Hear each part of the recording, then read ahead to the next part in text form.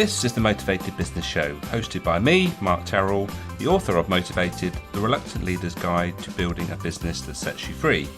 In my book, I share the 7-step process to get the measure of your business.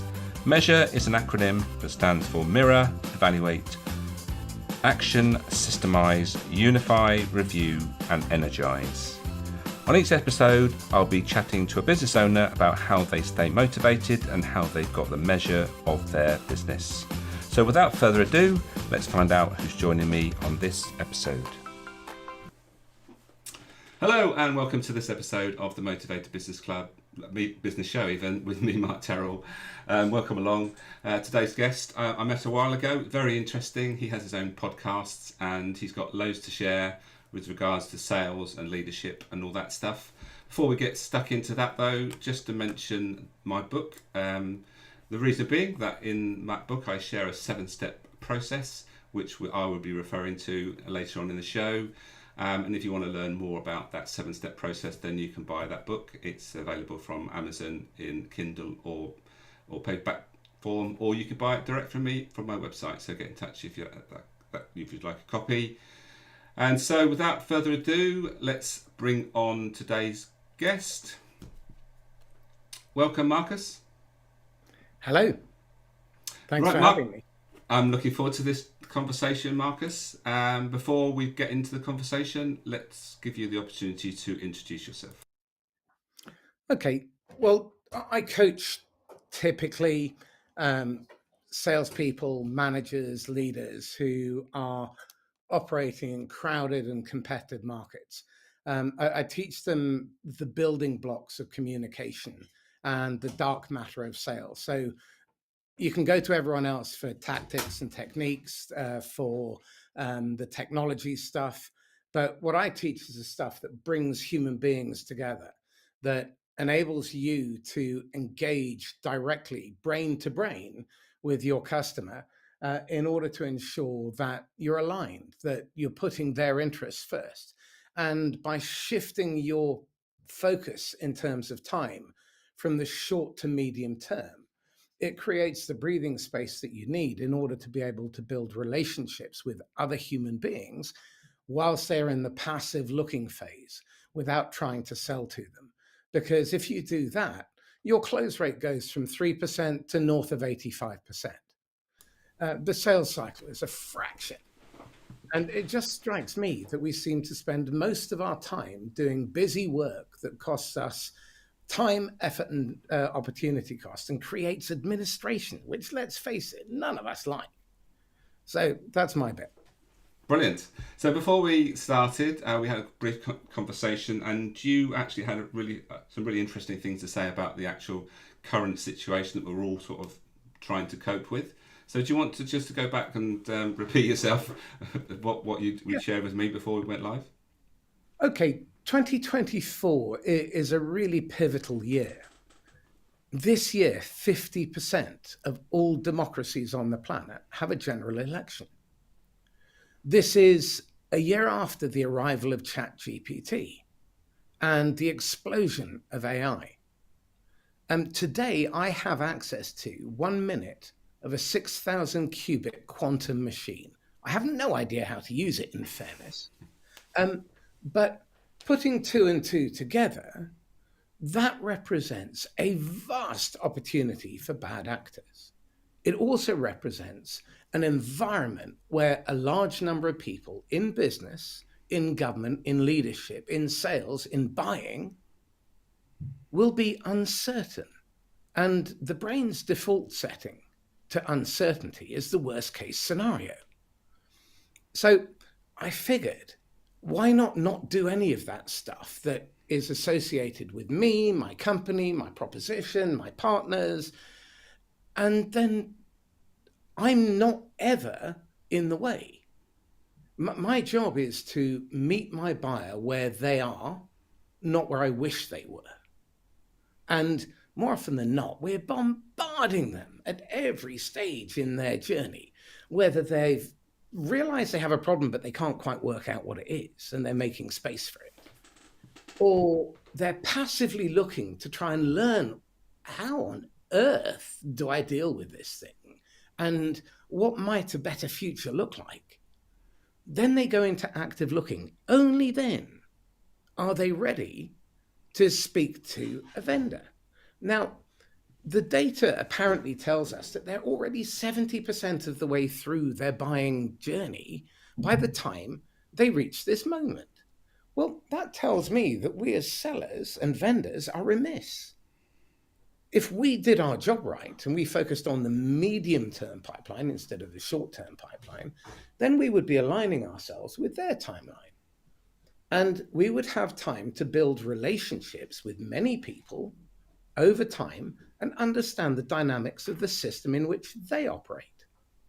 The politics, the dynamics, who is in favor, who's against, who's neutral, who's unknown, where the roadblocks are, who has the ear of the people of influence or the ear of people who are obstacles. This gives us time because I want to keep my amygdala calm. I don't want it firing off and going into freeze, flight, or fight. That doesn't serve me. It certainly doesn't serve my customer because all it does is trigger theirs off. It's like when someone pukes, you start to feel pukey. Yeah, and if they keep puking, you're probably feeling a little bit sick now. Probably not the best thing. I should have picked another analogy, but you get the general gist. We mirror.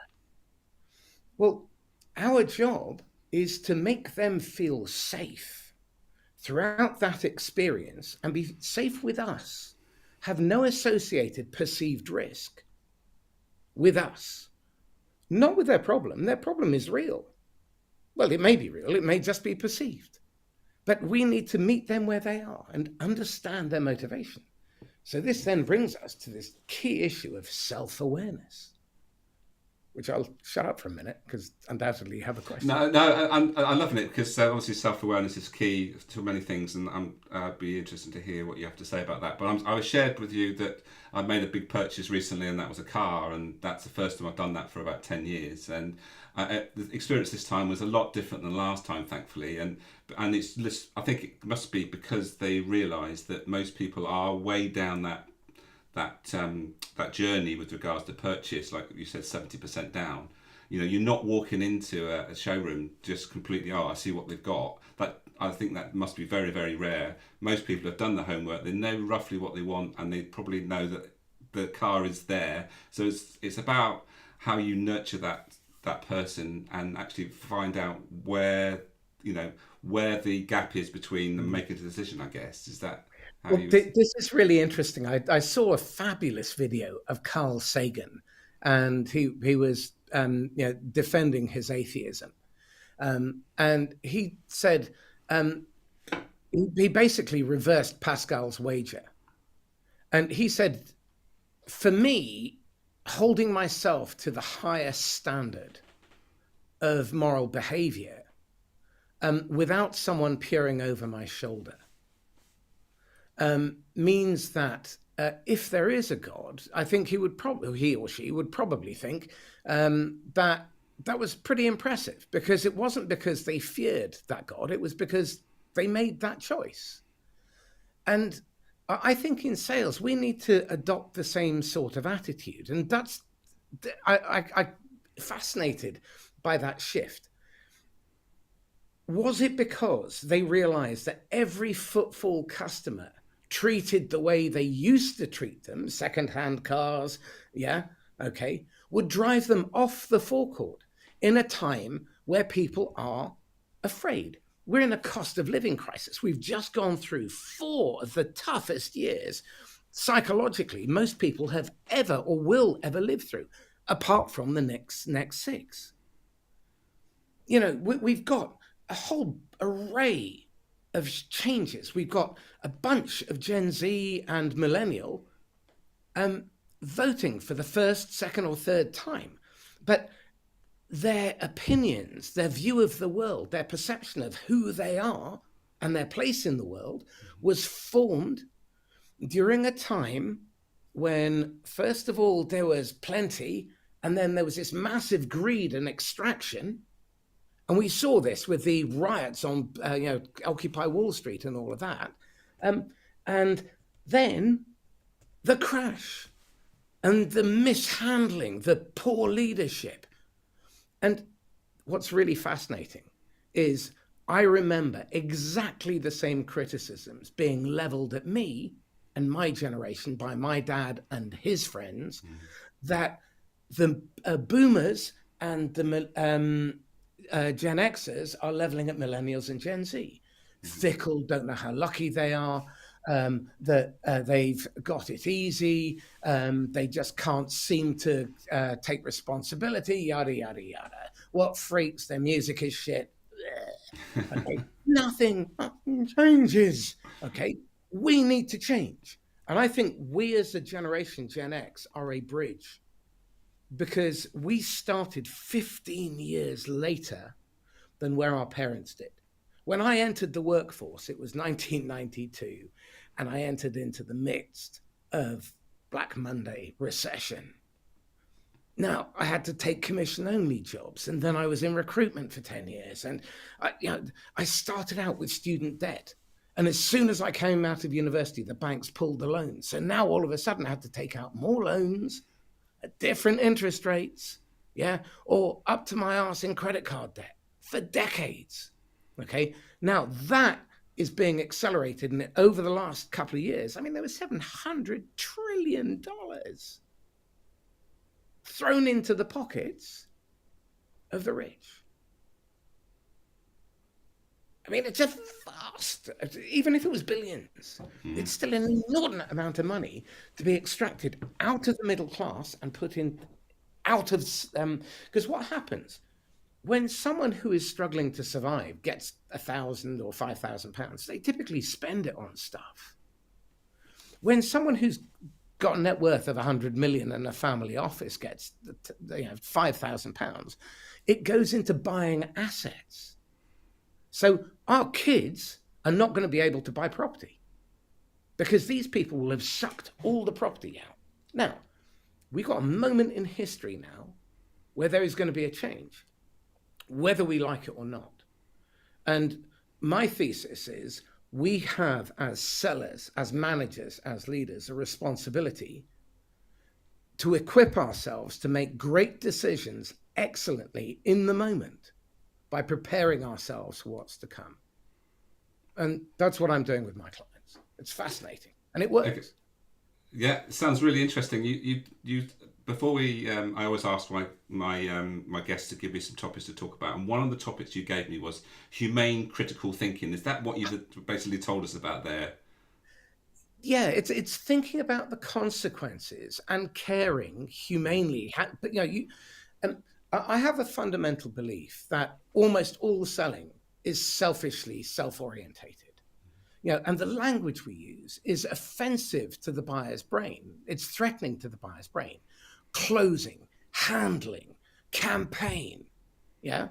And I mean, I, as a buyer, do not want to be handled by a salesperson whose main motivation is clearly to make me put my hand in my pocket and hand over my money.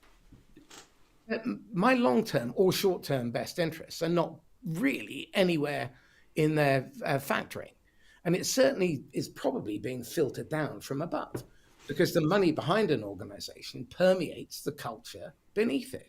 I think it's worth saying there that it's we're all salespeople, aren't we? Because I mean, we can bracket people in, oh, they're a salesperson, but actually, we're all salespeople in one way or another. If we want to run a business, we have to understand that the selling might not be even just selling to a customer. It might be just selling the concept and the reason why this business exists. So that is all just as relevant, isn't it? And that's sort of like that leadership piece, understanding what actually, the Gen Z, why they come to work in the first place, which is what I'm seeing is that there's a completely different reason why they come to work than probably I did when I was their age. Well, they are really hyper motivated, and they're driven, and they are eager to learn, and they spend their time and their effort on joining communities where, these are digital natives. And how many leaders and managers have a TikTok account, a Discord account, a Slack account? Do you have any idea what these people care about? because they have the power, the potential to be really incredible leaders. The ones that I've had the privilege of working with are breathtaking. They have close rates of 9 times higher than anyone else in the industry, and they never once put their buyer under any pressure. They introduce their closest competitors. They're absolutely transparent because they know that trading their reputation, their word, for a moment of respite from their boss or for a momentary transaction just isn't worth it. They're trying to create a future where they push boundaries responsibly, where they build really strong community and they leave the world in a better place than they found it, unlike us and the previous lot.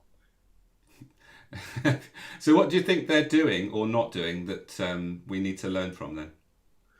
Well, the first thing, I'm going to push it back and I'm going to say we need to just stop for a second and bloody well listen without judgment. And this is where compassionate critical thinking really comes in, consequential critical thinking. Critical thinking on its own biases leadership towards the revenue side of the triangle, and they focus on the outcomes side over which none of us have any control, which means that what they do is they create the conditions where their salespeople's brains are panicking because they're set up to fail. They're being asked to put their buyers under pressure to buy prematurely. They're leading with discounts instead of actually understanding that 95% of the time, the money is not the real issue. And actually raising a discount prematurely just triggers doubt in the buyer's mind. And any form of uncertainty triggers preemptive buyer's remorse. They actually, you're creating the conditions of buyer's remorse in your buyer's brain before they've had a chance to buy your stuff. When you put your buyer under pressure, you trigger a bit of the brain that controls contempt and disgust. We've institutionalized this into playbooks.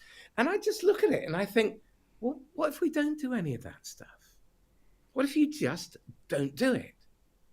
Well, what happens is there's this cumulative ripple effect that goes down the value chain, because when those things don't happen, you don't end up with the consequences. So I'll give you an example of poor thinking that is just critical. Critical thinking is we need to get more into the funnel because more is better.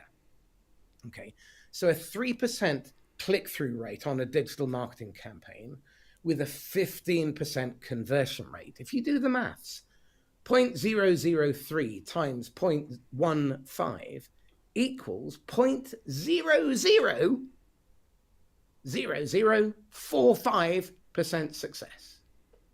Now, when you spent money on those adverts, were you spending it to generate revenue or were you spending it to generate click-throughs?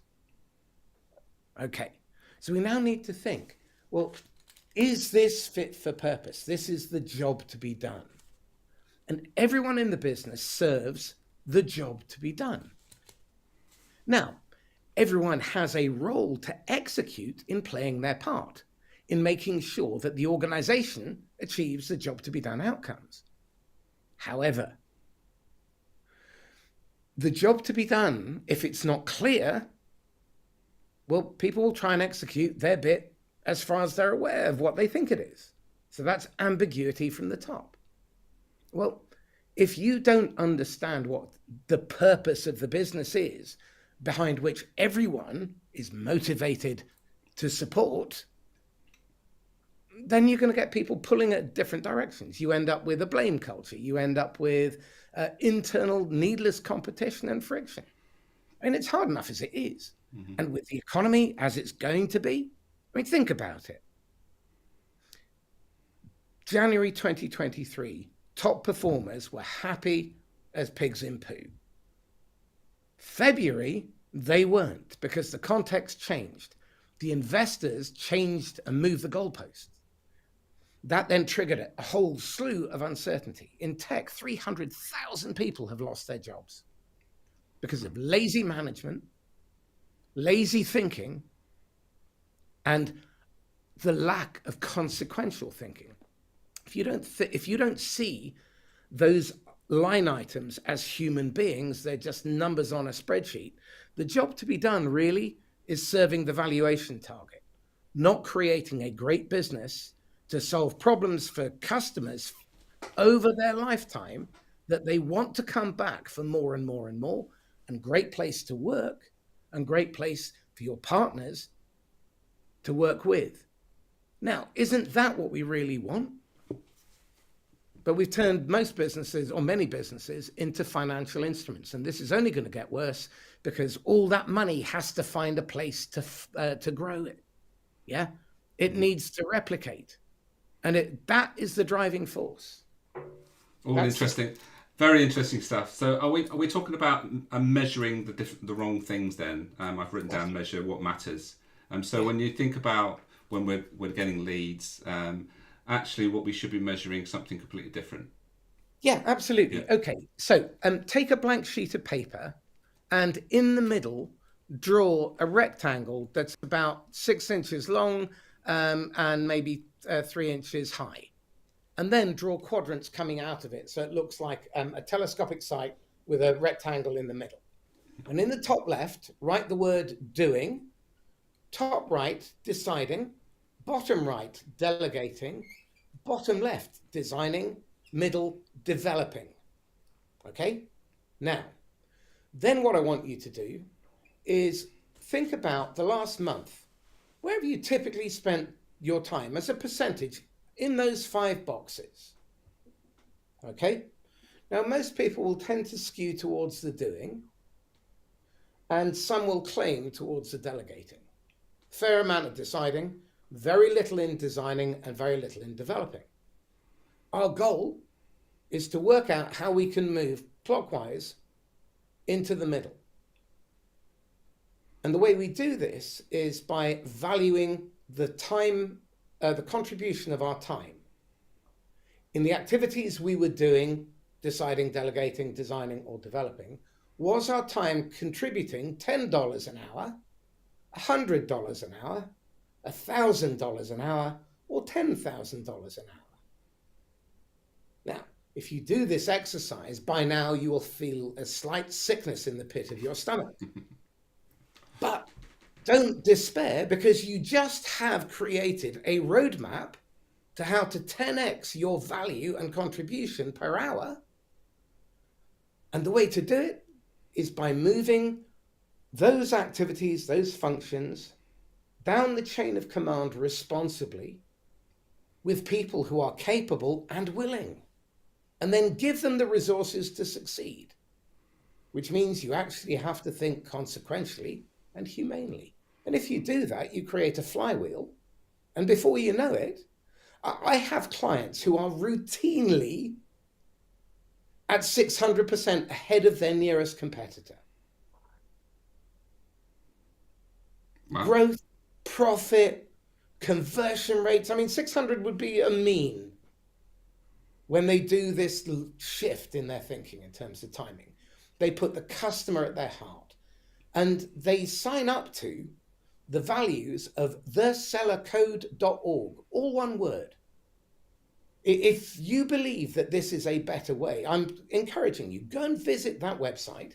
If you believe that that is how you want to be seen and perceived, and that is the person you want to be when you show up, then I dare you, add it to your email signature. I am proud to sell with the seller code, and then a link. Because if someone clicks it, they will hold you to account to that standard. But to me, that is the minimum standard that we as sellers should expect to deliver, because selling is the most noble act we can perform in any part of the business, because it is helping someone else make the best decision for themselves, for now and the future, whether it involves us or not. Now that's sales nobility, and I believe that is the baseline standard that every buyer deserves and every manager wants in their team, because those people sell evergreen no matter what the market. The recession's a good thing for people who sell like that. Yes, indeed. Well, they say that some of the biggest companies were actually founded within a recession, and that's why they're successful because they learned to, to, to survive in lean times, I guess. Right, Marcus, I'm going to let you take a breather. I take a back step. I'm going to just share something from my book, which I think is relevant with regards to what we've been talking about. So those that are not familiar, this is the 7-step process which I share in my book. There's a chapter for each step. We've covered this really well in that Marcus has mentioned about self-awareness, understanding ourselves, and we've also covered this evaluation a bit about how we are taking somebody from here to where they want to be. Marcus has talked a lot about how sales fits into this situation. But I think what I want to actually focus more on is we've talked about motivation as key and what people come to work for. And I alluded to the fact that I'm pretty sure that when I was at this sort of age, maybe say 20s, I wasn't coming to work for this, which is making a difference. I'm sure that wasn't the case. But now that is the norm. But also what I'm seeing at the moment is a lot of people coming to work wanting more, as you said, clarity and certainty. Can I make a really important point at this? Yeah, please do. Um, at the moment, that driver is a significant pull, and you're seeing a shift in Gen Z. Women have tended to become more progressive and more left-wing. Mm-hmm. Typically, 18 to 29-year-old men in particular look on in horror and skepticism. And you're also seeing this in terms of the non-aligned global South. They're going neutral as China and America duke it out. Yeah, Mm-hmm. they're just looking on and saying, well, this isn't our fight. Well, the same thing is happening with these generations, and they are then being pulled towards breaking the system. I believe sales is a force for good and a better alternative than going down the whole route of violent overthrow of the system, Mm-hmm. which is where we are headed if we don't tackle and address that need for the defender motivation to be addressed. Yeah. And I've seen that more and more becoming in the top three. People, and if we understand what actually people want, some security, want some certainty in their work, and how we allow that to happen, and that's obviously there's a leadership issue there with regards to communication and the environment that we create, and having a clear idea of where we're going as well. I mean, a lot of businesses are a little bit sort of have been sort of pounded by the waves and not really had a clear idea of actually where they're going. And if then they don't know where they're going, then they can't really communicate that very well. And obviously that doesn't lead to security and stability. So I thought I'd share that bit, and also I sort of share this model, which I don't talk about a lot, is actually this is a 7-step process that we've got to go through. And a lot of people, well, the first thing to think about is that we can't be good at all these 5 steps. So we have to have a vision to start the process. But before we do that, we've got to check where we are. And so where are we? Then think about the vision, where are we going? And then we need to put in place a plan, and we need to facilitate that plan. And then we need to do it. And then once we've done it, we need to then go back to the check-in part. And so when we have a team, we need people that are good at all these parts, because we tend to be not very good at all 5 parts. And so when we're talking about certainty again, it's understanding how we fit everything together and that we do every step, and most importantly, not forgetting the checking bit. Checking where we are, how we've got to where we got to, and what we need to do next. To reiterate what Mark is saying, in this type of environment, building resilience is really key. You can't do everything. So creating an ecosystem of adjacent providers and even competitors who you can refer. For example, one of the simplest things you can do is align yourself with a competitor and do a dead lead swap. If they're competent and good, but the buyer didn't buy, they've already done the pre-qualification. Why not give them the cachet by closing that piece of business, by doing it well, by them making the introduction? They gain by making the introduction with that customer. They gain credibility. Now, build an ecosystem. You are part of a system, whether you like it or not. And the problem is, culturally, for the last 50, 60 years, we've built up an environment where the individual contributor has been put on a pedestal. No more. You need to be a partner seller. You need to align yourself internally, externally with partners. When you work with partners, don't think about the 30% commission that you're going to give them.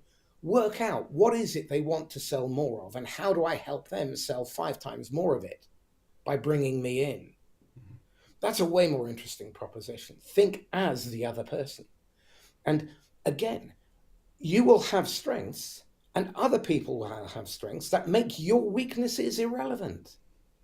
In this environment, understanding your motivation and applying motivational maps in the context of your partner channel is really key. Understanding it internally, because you have to, you know that the hardest sale in most corporates is the internal one. By comparison to selling to the customer, it's a piece of cake. So pay attention. What Mark has talked about here is crucial, and you need to be prepared. So I'm going to leave you with a question. What are you doing to prepare for what's to come? Interesting. Thank you, Marcus, for all you shared. Before you go, I'd like to ask you one question. What motivates you? Learning. I didn't realize it. My wife and I have argued for about 21 years since we set the business up. And I finally succumbed to the realization. So the worst thing that has ever happened to our marriage is AI, because it's a thought partner. So yesterday, I developed a predictive tool that allows me to identify what the top performers do in leadership and management that everyone else doesn't do, and then create a model that it feeds. So a great model for everybody at the moment. So this was in fact, it's learning and synthesis. It's the learning from others. So for example, if you think of a triangle, down one side, you have relationship, at the bottom, you have strategy, and on the other, you have revenue. And you think, well, what are the inputs and what are the outcomes of each? Now, question, where do you spend the bulk of your attention? Typically, it's on revenue in most organizations. Mm-hmm. Okay, what does that mean that you are sacrificing?